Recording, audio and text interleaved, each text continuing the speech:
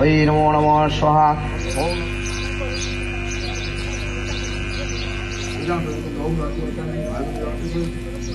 বাংলাদেশ জাতীয়তাবাদী দলের পক্ষ থেকে, আমাদের বিএনপির পক্ষ থেকে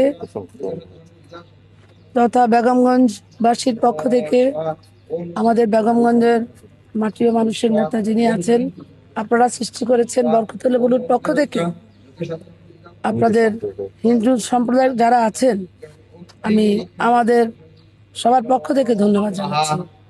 আমরা চাই এদেশের সমস্ত প্রতিহিংসা ভুলে একটা অসাম্প্রদায়িক সুন্দর বাংলাদেশ গড়ার জন্য, সুন্দর বাংলাদেশে আমরা সবাই মিলেমিশে থাকবো একত্রে, জাতি ধর্ম বর্ণ নির্বিশেষে, দল বল নির্বিশেষে। আমি চাই সুন্দর একটা বাংলাদেশ আমরা মিলেমিশে থাকতে পারি।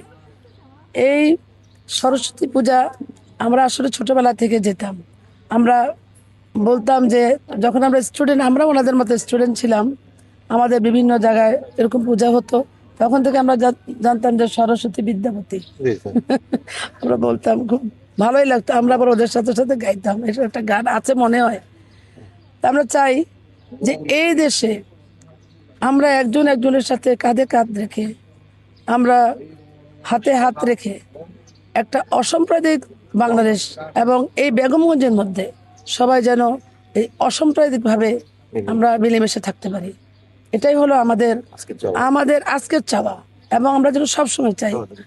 হ্যাঁ, এবং এই চাওয়ার পিছনে কিন্তু আপনাদের সবার একটা অবদান আছে। এই আপনাদের মানে ধর্মের যারা আছেন, ধর্ম একা বলবো না, হিন্দু বৌদ্ধ খ্রিস্টান সবাই মিলেমিশে আমরা একটা মানে দেশ গড়ার লক্ষ্যে কাজ করতে চাই।